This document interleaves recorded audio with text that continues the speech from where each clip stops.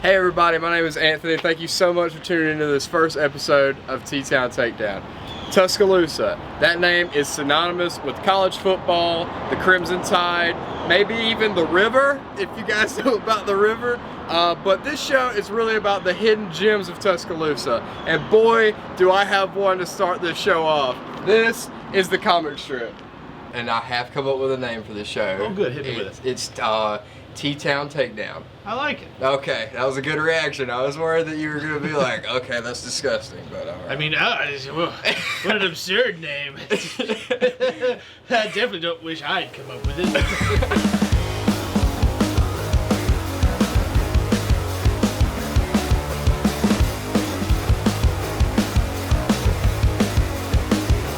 I'm Justin, and I'm the owner of the comic strip here in town. All right.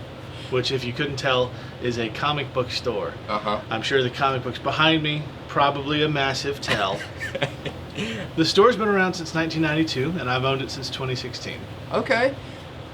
That is quite a difference there. So is this a family business, or No. did you come into it? No. You knew the owner? Or? I knew the original owner, and then I knew the guy who bought it from the original owner. I actually worked here under the original owner when I was 16. Okay. And then left, and then another guy bought it, and then he just didn't want to run it anymore. So I got you. Sold it to me. Do you think that this place was an instant success? Which I'm gonna throw some already. I'm doubting it because this is South Alabama we're talking about. Mm-hmm. Okay, comic books. I don't know if like, especially in the 90s. I'm sure there was some like underground type stuff going on, but it's just like being in the South in the 90s. I don't think that comics were super popular at the time. So do you think it took some time to? Was this always the original place, or did? It started in Northport. Okay. There were two different locations in Northport, then it came over here around 2002. Okay.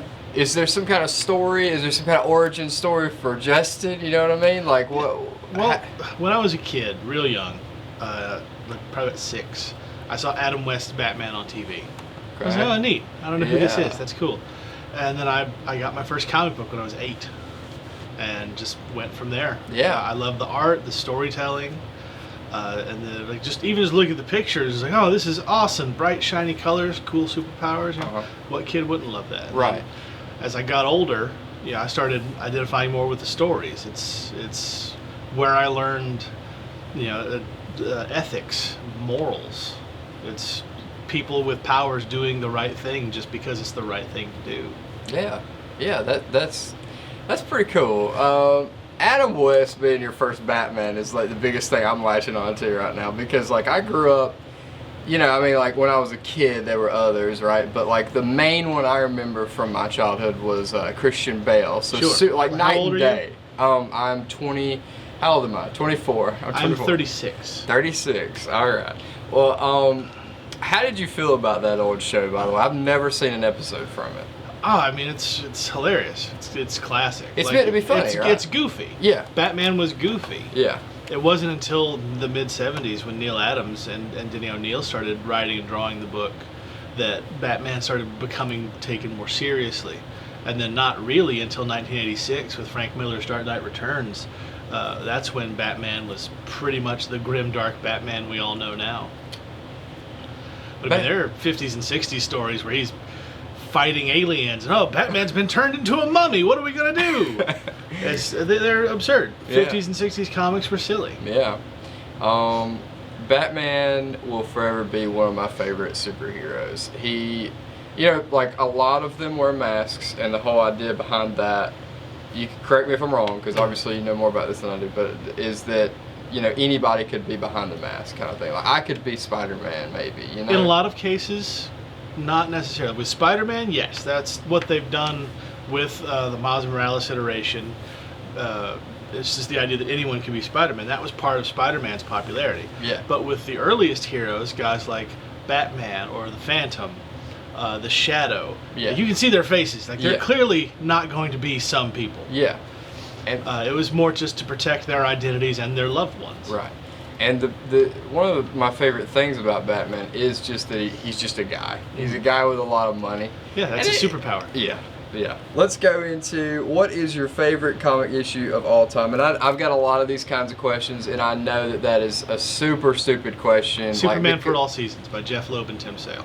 4-issue miniseries. Oh, you you legit have a favorite comic. That's awesome. A lot of people are like, well, I can't pick, you know. Yeah, but. no, like Superman for All Seasons. It's a 4-issue miniseries by Jeff Loeb, Tim Sale, and it follows each issue is 4 different people's perspective of Superman or Clark Kent, and it's my favorite story because Superman's my favorite hero, and so anytime people say they don't understand Superman or they don't like Superman or he's boring.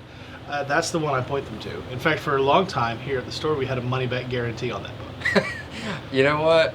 I feel you on that. I grew up. My dad loves Superman. That's his favorite superhero. And you know, I watch TikTok constantly. Like I get brain rot from it, and I get a lot of on my feed. I get a lot of stuff about Superman, a lot of stuff about Batman, stuff like that. And you know, there was this one that came across that was like.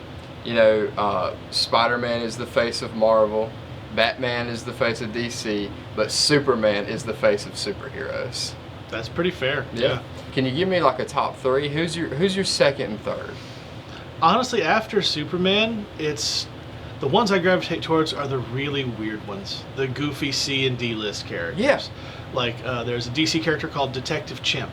Yeah. Who's a chimpanzee who found the fountain of youth and it made him super smart. So now he wears a deerstalker cap and a tweed jacket and solves mysteries. I love him. Mm-hmm. A guy named Ambush Bug who found an alien suit and he can teleport, but it drove him crazy. He was breaking the fourth wall 10 years before Deadpool existed. Stuff like that. Captain Carrot. That's a great segue into, you know, another guy who loves those kind of, for lack of a better word, just obscure or like just not well-known characters is James Gunn. Yeah. You know what I mean? Oh no, James Gunn is my favorite superhero filmmaker because I never thought I would see a 200-foot Starro on a screen, and I squealed. I was so happy because Starro's such a big dumb villain. He's a big starfish who mind controlled you, and he's right there. It made me so happy. Let's talk about villains for a second. Who's your top 3 favorite villains? Dr. Doom. Dr. Doom? Yeah. Okay, you know, I gotta ask I'm waiting to see what they go with. Okay, alright. I think if he hadn't already played Iron Man, Robert Downey Jr. would have been a fine Dr. Doom. Yeah. As it stands, I feel like they're going the evil Tony Stark route. Okay. Which, fine. I trust everybody involved to make good movies and good decisions, but with Dr. Doom being my favorite, it's been difficult. Yeah. Because there hasn't been a good adaptation of him ever on movies or television. I do remember that the I can't remember what year the Fantastic Four came out, but there were 3 movies. 3 Fantastic Four? The most recent one, the one that everyone calls Fan-Four-Stick because of how they put the 4, that one is the worst. That one's atrocious. That one's a crime. And that's got Miles Teller in it, right? Yeah. Yeah, that's that one. Then there were the 2 before that from the mid-2000s that had... I don't know how to pronounce his name properly because it's Welsh. It looks like Ione Griffith. I know the last name is Griffith. Yeah. He was in Master and Commander. Great actor. Michael Chiklis was the Thing, and Chris Evans was Johnny Storm in those. You know, I don't know a lot about the Thing. I do remember liking that portrayal, even though I didn't know the character. How close was that to being comic accurate? What, the two original ones or the most recent one? The Thing in the original one. It was like very close. Like, okay. The Thing's just a grumpy guy from New York who's made a rock and doesn't like it. He's big-hearted and good guy. I remember him having so much like inner turmoil about him looking the way he did. That was so interesting, you know, to me. That was like maybe one of my favorite parts about watching. Anytime I watch a movie with a character like that, I really enjoy watching it the first time around. You know what I mean? I don't like rewatching it because it always makes me sad. Same reason I don't the Joaquin Phoenix Joker movie. Yeah, that's a hard rewatch for me because it's just so like emotionally like, you know, it pulls at my heartstrings a lot. Yeah, I don't particularly like that movie. You didn't like it? No. Okay. It's well made. The cinematography is great. The acting is fantastic, but it's not really a Joker adaptation. It's It's Todd Phillips doing a Martin Scorsese impression with face paint. To me, it's so dour and down. It just doesn't feel like there's a good reason for it to exist. Right. It's okay. So I know that there are comic books that DC makes that they call Elseworld. Yeah. Would that be like if that were a comic, that would be like an Elseworld version of Joker? Yeah. Okay. Were you an OG fan? And by that, of course, I just mean before the comic explosion with the MCU movies and the DCEU before the DCU and all that stuff. You definitely were, right? You were into it before everybody else thought it was cool.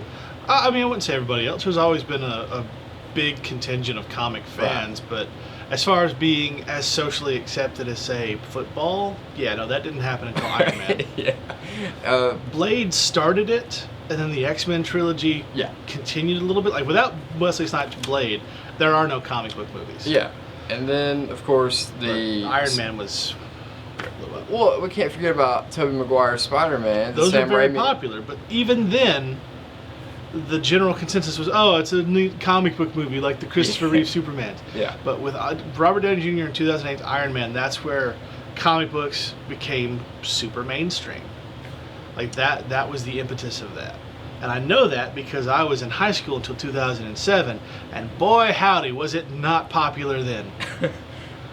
Well, that's a good segue into this next question, which is, how do you feel about the upsurge in popularity when it comes to comic book hero? Because it's not, it is an interesting thing. I know that comics probably rode the wave of the movies. I'm sure sales picked up, more people got interested in the actual books, but a lot of people just watch the movies, and they you know what? A lot of people who read the comics have issues with the people who just watch the movies because they think they know these characters.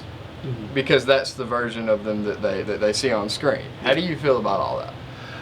I personally love how popular it is. Okay, cool. I love that more people know about comics just in general, because I mean this has been the chief passion of my life, and it makes me sad that there are some of the older fans, and I understand the mindset, but it makes me sad that they're angry that people like this thing. Because I get it, because we were not super popular when we were all younger reading comic books. We were put down a lot for it.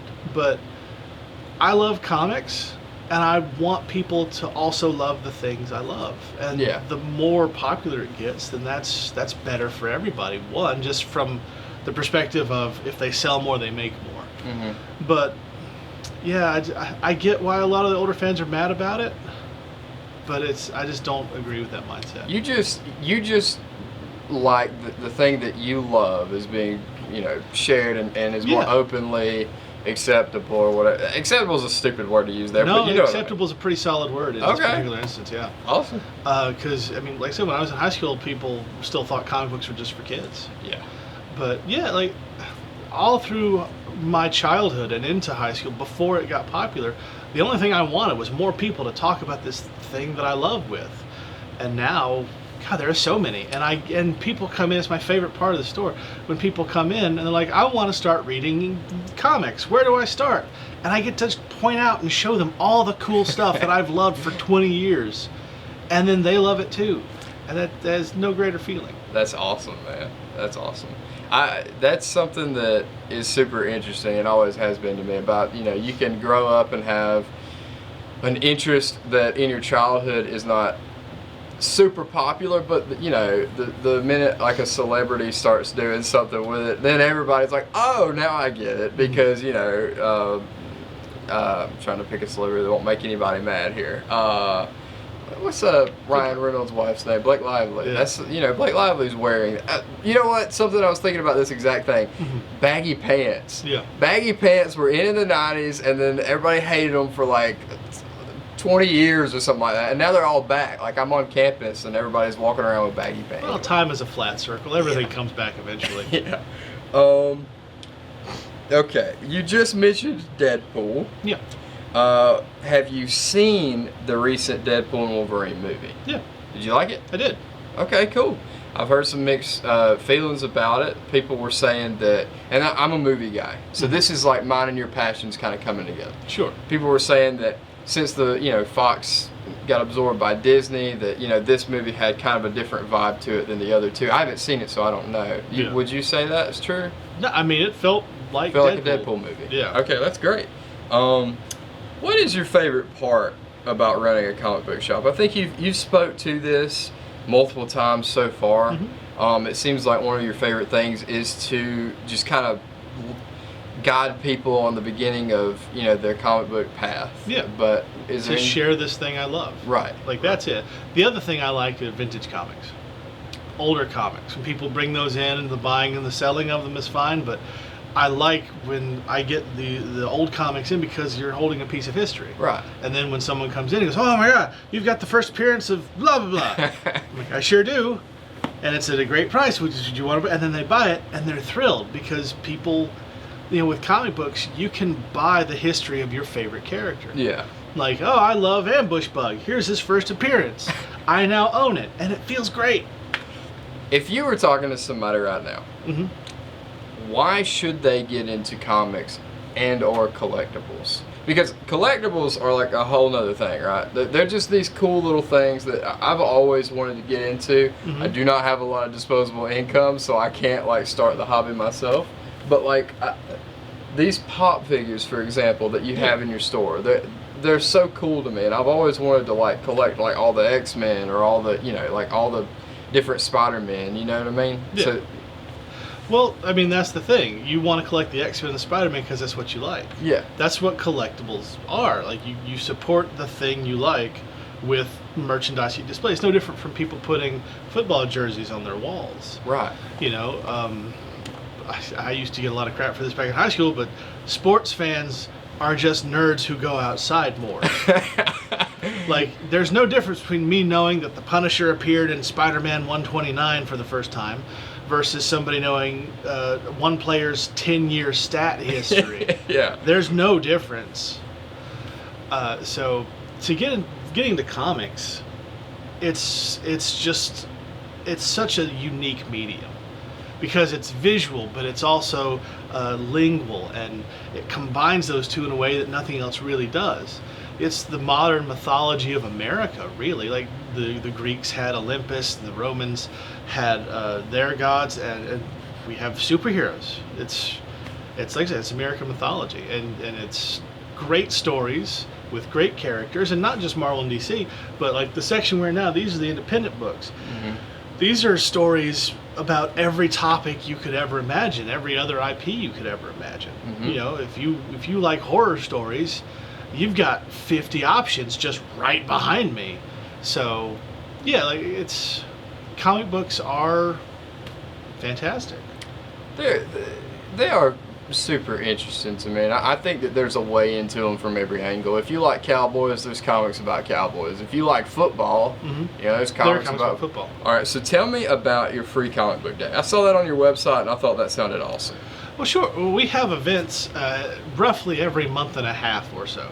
Free Comic Book Day is actually a national event where the comic companies decided to make preview books just to give out, so that the stores like mine, we buy them for cost, so 20 cents an issue, and then on that particular day, it's the first Saturday in May, we have them available for people to come in and just take. And we also have sales on that day, big sales. We have a guest artist, local guest artist, because we try to support the local artist community as much as we can, and we just make it like a mini comic convention. Free Comic Day is our biggest day of the year. That's awesome. What about your subscription service? Tell me about that. How does that work? Well, it's a very high-tech system. People come in and they say, I would like to read Batman or Detective Comics or actually whatever series they want to read. And then I write it down in a notebook. And when those books come out, I put it in the filing cabinet under their number.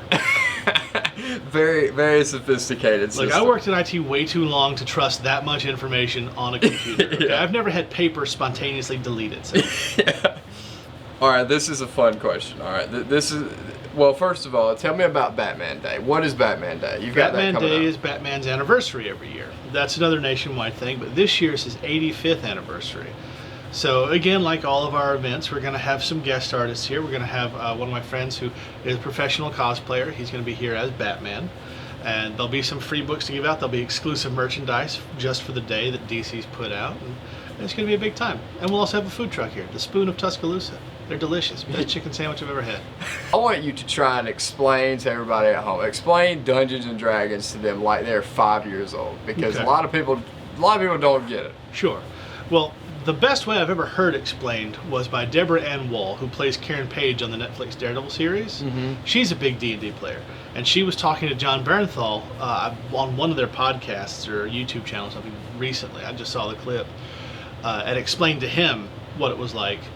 And she did really well, and I can't do it justice, so you want to look that up. But the way I explain it is you're gathered with your friends, and you're doing collaborative storytelling while also rolling dice for math.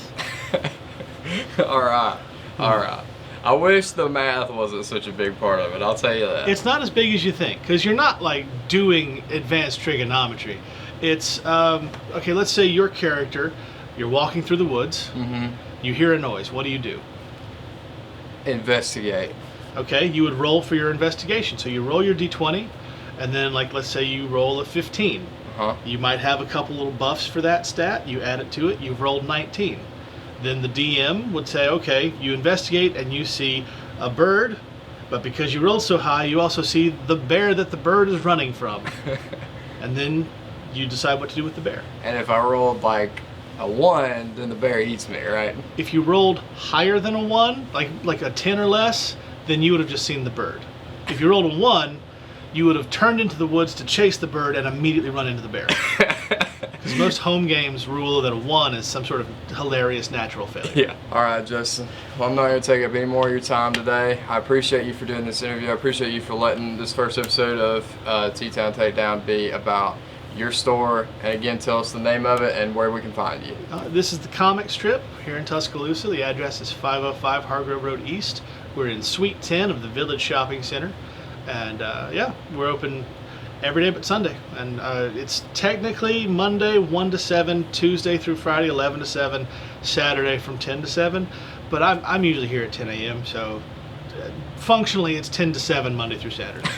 All right, man. It was nice to meet you. You too. Now, some of you more hawk-eyed viewers out there may have noticed that, you know, I look a little different in the interview than I do standing out here talking to you. It's just mind tricks, just Jedi mind tricks. It's not real.